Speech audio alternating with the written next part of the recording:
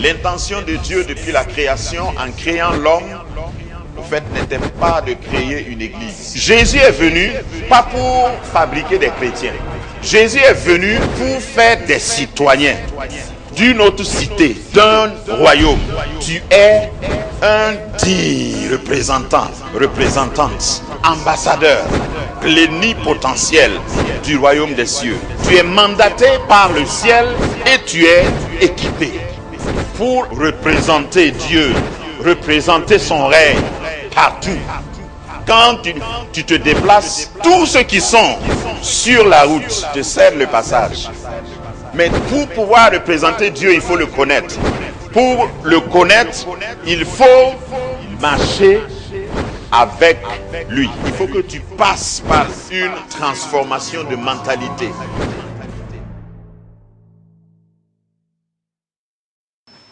Genèse, chapitre 15. Nous allons lire du verset 1 jusqu'au verset 15. Après ces événements, la parole de l'Éternel fut adressée à Abraham dans une vision, et il dit: Abraham, ne crains point, je suis ton bouclier et ta récompense sera très grande. Abraham répondit: Seigneur Éternel, que me donneras-tu? Je m'en vais sans enfant. Et l'héritier de ma maison, c'est Éliézer de Damas. Et Abraham dit: Voici, tu ne m'as pas donné de postérité, et celui qui est né dans ma maison sera mon héritier.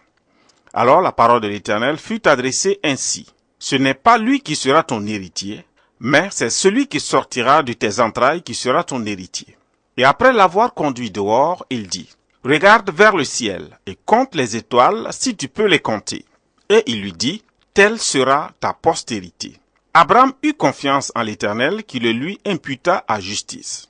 L'Éternel lui dit encore: Je suis l'Éternel qui t'ai fait sortir d'Ur en Chaldée pour te donner en possession ce pays. Abraham répondit: Seigneur Éternel, à quoi connaîtrai-je que je le posséderai? Et l'Éternel lui dit: Prends une génisse de 3 ans, une chèvre de 3 ans, un bélier de 3 ans, une touterelle et une jeune colombe. Abraham prit tous ces animaux, les coupa par le milieu et mit chaque morceau l'un vis-à-vis de l'autre, mais il ne partagea point les oiseaux. Les oiseaux de proie s'abattirent sur les cadavres et Abraham les chassa.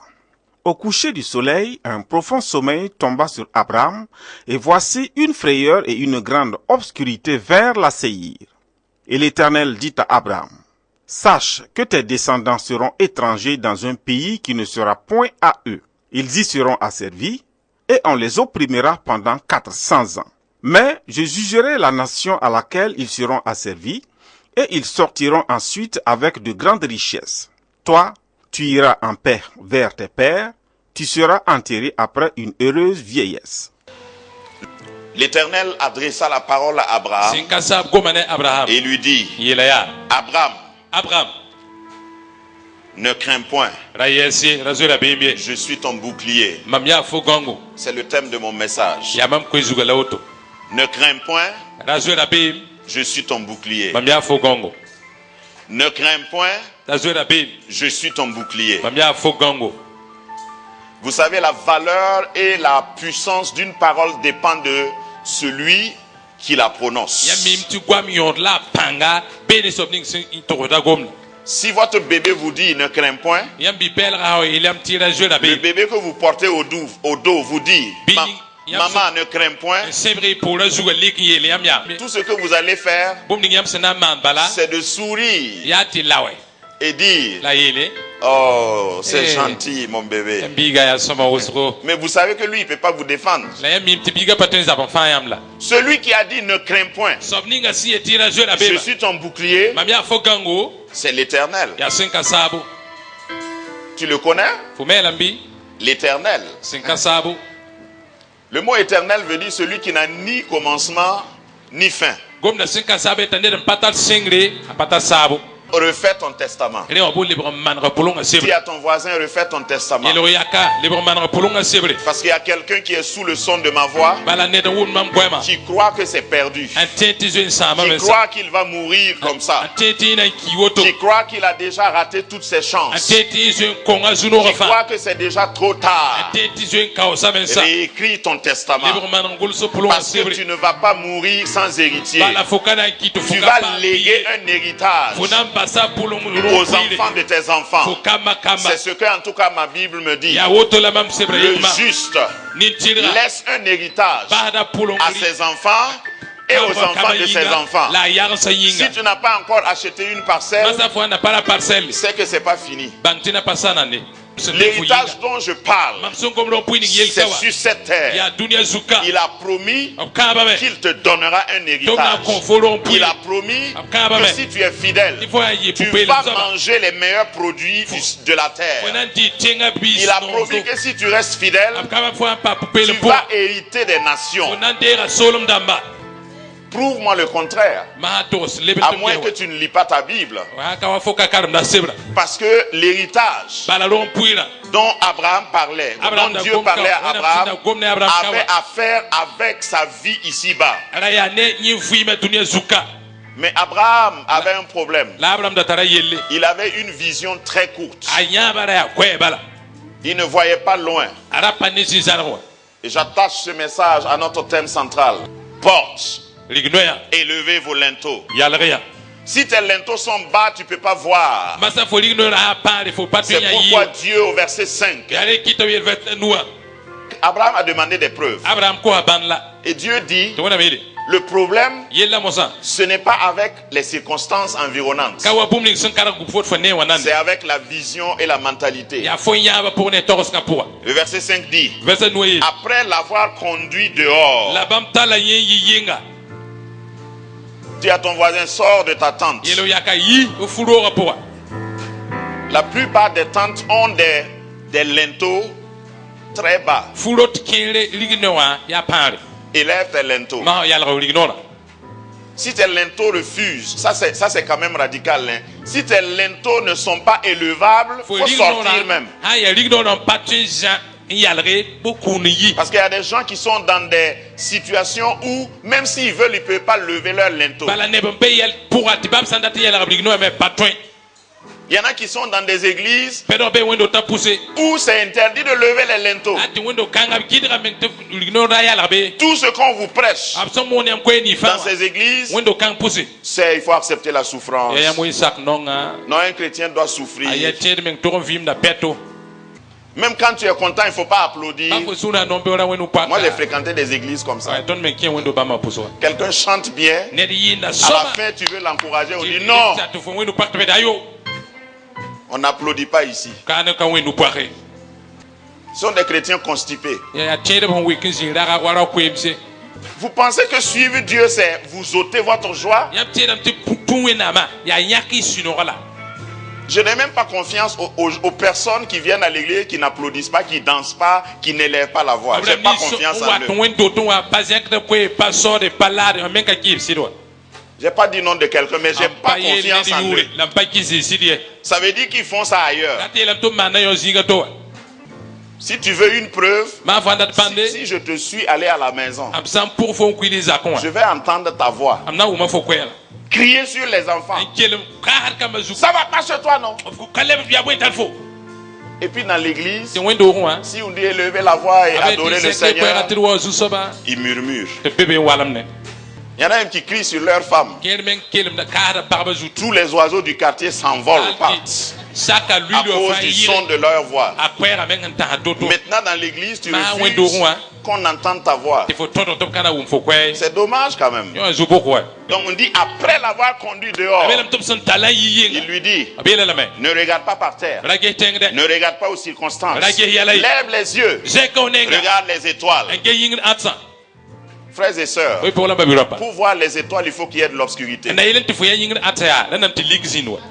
Pendant la journée, les étoiles sont là. Hein? Mais est-ce que tu peux les voir? Tu peux voir les étoiles la journée? Non. Donc les circonstances contraires, les épreuves même de la vie, qui ressemblent à une nuit sombre, au fait c'est pour te permettre de voir les étoiles. Et les étoiles parlent de ton futur. Les étoiles parlent de ce qui va arriver demain dans ta vie. Ne regarde pas l'obscurité. Regarde les étoiles. Chaque étoile parle de ta destinée. Chaque étoile annonce ce que tu vas devenir. Chaque étoile contredit les circonstances présentes.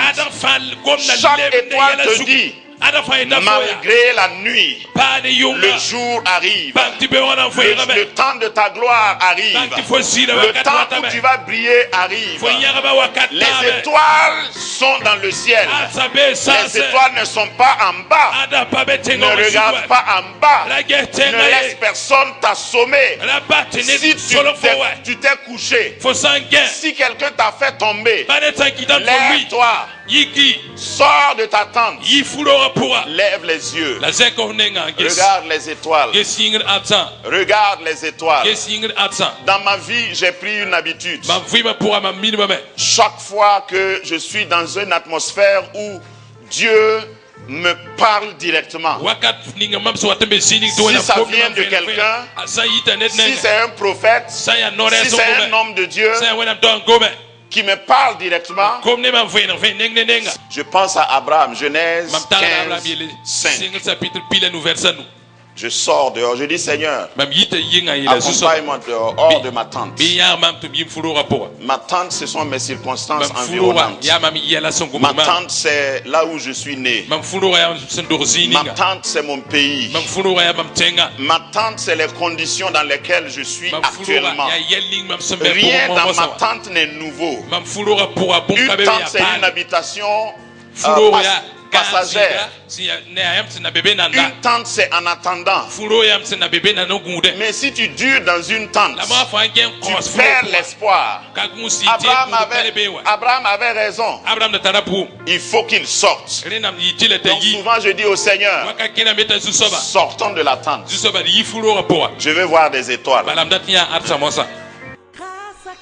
Grâce Académie, une vision, une plateforme, un cadre d'expression et d'épanouissement pour tout l'homme. Une ambassade du royaume de Dieu, un peuple d'adorateurs, un centre multiracial, une église sans cloison avec pour seule passion vivre la réalité de l'évangile de Jésus-Christ.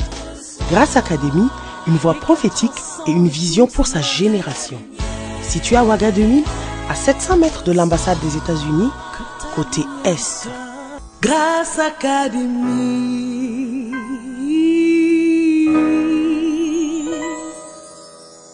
Je veux voir des étoiles. Je veux compter des étoiles. Et vous savez que c'est difficile de compter les étoiles. Ça veut dire que ta bénédiction est illimitée. Ta bénédiction est incontestée. Personne ne peut abattre une étoile. Personne ne peut changer et cacher une étoile, même pas la journée. Ta bénédiction est garantie. Ton succès est garanti. Je prêche ce que je crois. Quand il fait sombre, laisse la tente derrière toi et sors. Quand tu sors, ne regarde pas en bas. Lève les yeux. Regarde le ciel. Commence à compter. Et moi je suis radical. Je me mets à la place d'Abraham. Quand je suis sorti, comme lui, j'ai commencé à compter.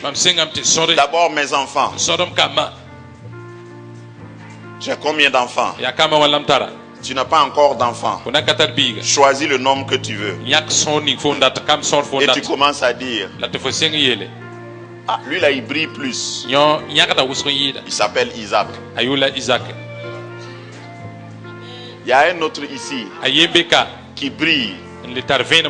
Ça c'est l'entreprise, c'est une multinationale que je vais créer. Et je vais l'appeler entreprise Abraham et fils. Et puis j'ai vu une autre étoile là-bas. Je ne m'occupe pas des petites étoiles. Ça c'est pour mes petits enfants. Je vois encore une autre étoile là-bas. Ça c'est une autre multinationale que la première multinationale va engendrer. Rêve. Regardez les étoiles veut dire c'est permis de rêver. Et il faut rêver grand. Rêve grand. Ne regarde pas les nuages. Regarde au-delà des nuages.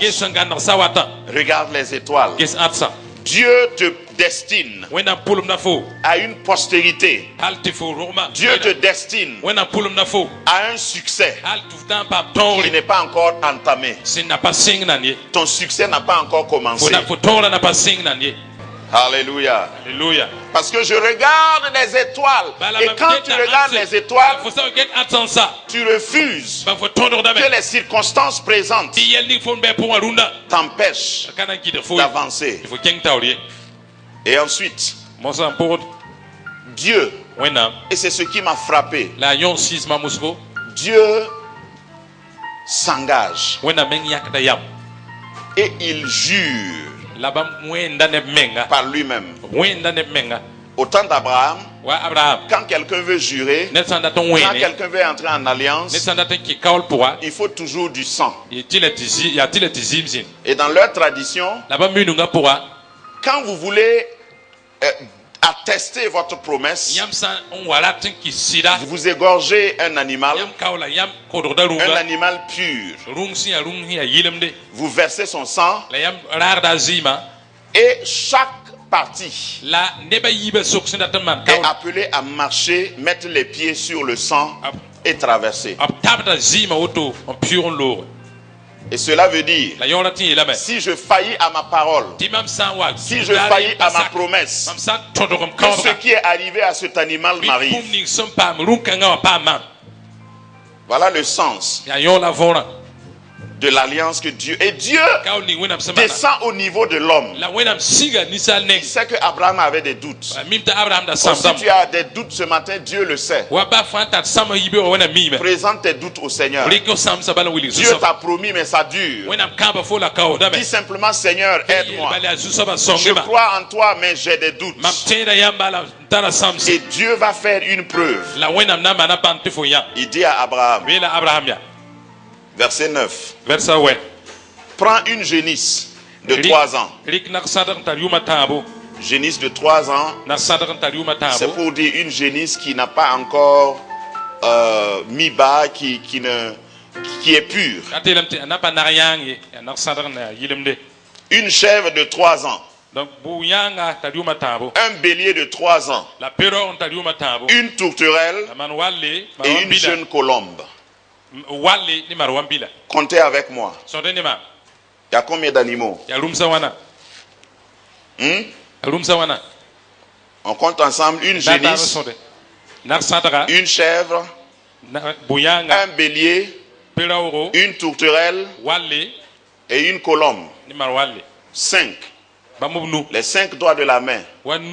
5 dans la Bible, c'est le chiffre de la grâce. Dieu te révèle sa grâce. Dieu manifeste sa grâce. Ici, il voulait dire à Abraham, au fait, ce n'est même pas toi qui vas faire. Je vais le faire. Parce que plus haut il a dit, je jure sur moi-même. Vous savez que Dieu ne peut pas jurer sur quelque chose. Vu que le ciel c'est son trône, la terre c'est son marchepied. Il va jurer avec qui? Toi? Dieu ne pouvait pas jurer sur quelque chose, ni sur quelqu'un. Il dit, je jure sur moi-même que je te bénirai. Donc ici, les animaux ont été divisé en 2 pour dire que c'est très sérieux. Et il y a 2 parties dans cette alliance. Il y a l'homme et il y a Dieu. Et normalement, il devait marcher au milieu. La mossa biba to kena. Chaque partie devait marcher au milieu. Net fala to kena. Le sang de ces animaux tombait de part et d'autre. Rumba malsi mara luta Et il devait marcher au milieu. En disant, ces animaux sont des animaux innocents. Je les ai tués. Et si jamais je faillis à ma promesse, que je sois traité comme ces animaux. Mais regardez la suite. Abraham avait l'habitude de voir cette scène. Parce que dans les contrats, c'est comme ça on fait. Et pendant toute la journée, les versets qui suivent disent que Abraham était là, en train de chasser les animaux, les rapaces, les vautours qui venaient avec ses propres forces. Parce qu'après ça, Dieu était silencieux jusqu'à la tombée de la nuit. Il était obligé de chasser les animaux qui venaient. La vie chrétienne de certains chrétiens qui ne connaissent pas encore la grâce de Dieu est constituée de ça. Ils sont en train de faire des efforts. Alors que le chiffre 5 parle de la grâce. Les premiers livres de la Bible qu'on appelle le Pentateuque, c'est 5. 5 livres. Dans Genèse, Dieu a créé la terre. Il a créé le monde. En combien de jours? Non, en 5 jours. Le 6e jour, il a créé moi. Et quand je me suis levé, tout était déjà prêt. Dis avec moi la grâce. Au fait, la grâce te parle de quelque chose que tu vas hériter sans effort. Pendant 5 jours, il a classé les choses. Il a décoré la terre. Et le 6e jour, il dit, bon, c'est prêt. Maintenant, faisons l'homme à notre image. 5. Le chiffre de la grâce. Quand tu vis dans la grâce, tu n'es pas obligé de chasser les vautours. La grâce de Dieu. Dans les épîtres, on parle à Bethsaïda d'une piscine qui avait 5 portiques. 5 chiffre de la grâce. Des malades venaient se coucher là pour attendre leur guérison. 5 portiques. Dans les épîtres, il est parlé de 5 ministères. Dieu a donné à l'église premièrement des prophètes, des apôtres, des docteurs, des évangélistes et des pasteurs. 5 pour le perfectionnement des saints. Chiffre de la grâce. Pourquoi je dis tout ça? Parce qu'à un moment donné, Dieu a amené Abraham dans un profond sommeil. Dis à ton voisin avec moi, ne compte pas sur tes forces. Dors. Dors. Si tu es dans la présence de Dieu, si tu as reçu la promesse, n'essaye pas de lutter toi-même. Au fait, Abraham a beaucoup à nous enseigner. Parce qu'entre-temps, il a commencé à lutter lui-même.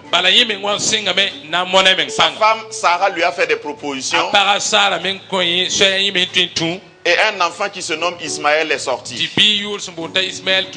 Et à cause de cette erreur, nous vivons encore les conséquences. Tout ce qui se passe au Moyen-Orient,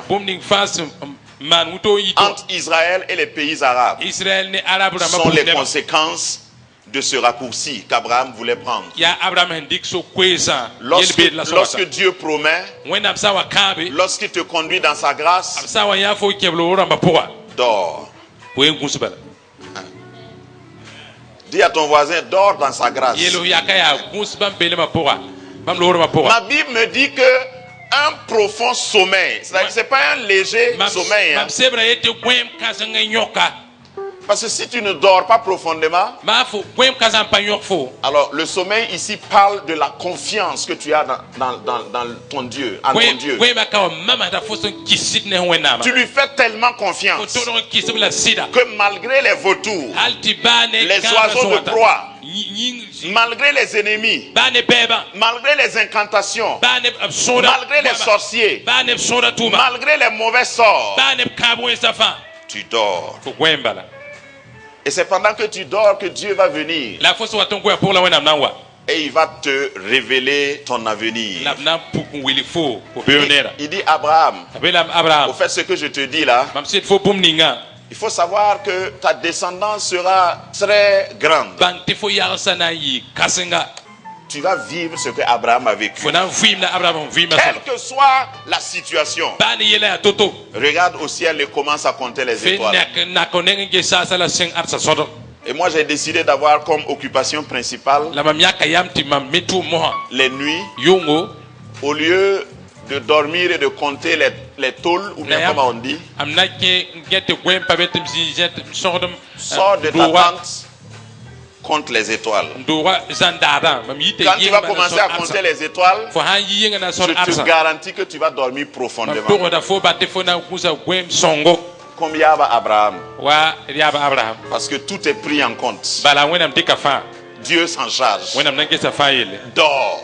gosi Et à la fin de mon message, je t'invite, la mam kwera boss ko mam une bona fois fo que ya tu as les 5 animaux, fo sa wata lumsa nuansa et les 5 animaux représentent Jésus. la lumsa nuwa mamada Jésus Parce que Jésus a été percé à 5 endroits dans son corps. bala pour la Jésus zisa nu ayinga pour Compte avec moi. son ne mama La main droite, retournuga la main gauche, ça fait 2. gwabarnuga ya yi Le pied droit Le pied gauche. ne gwabakara qui était lié et on a enfoncé un clou. to ni pointan Ça kado fait 4. ya nansi Et puis son côté. to geheb loran konse 5.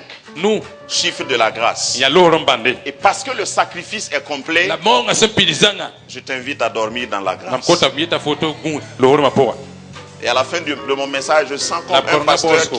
qui m'écoute, mam ne wa pasteur ki le qui est en train de lutter. la morde Au fait, le ministère, là, c'est pas toi qui vas le faire. bang tifo wenam tum naka forna mane Dépose ton bâton. wendi ko lir lo robal Ne combat pas les hommes. la zabre ni sal bay 5.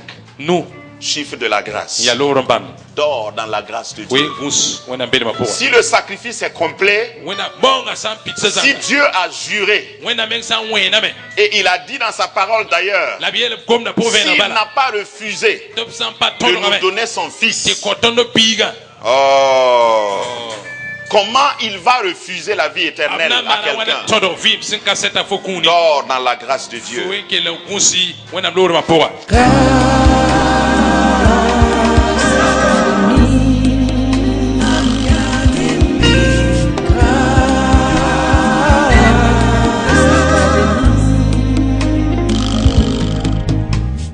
Il y a une étape où on vit les miracles. Il y a une autre étape où on décide de connaître le Dieu de miracle. Et c'est ma détermination. Est-ce que tu connais l'auteur du miracle dans ta vie? Parce que quand tu connais cet auteur, le jour même qu'il ne fait pas de miracle, tu es calme.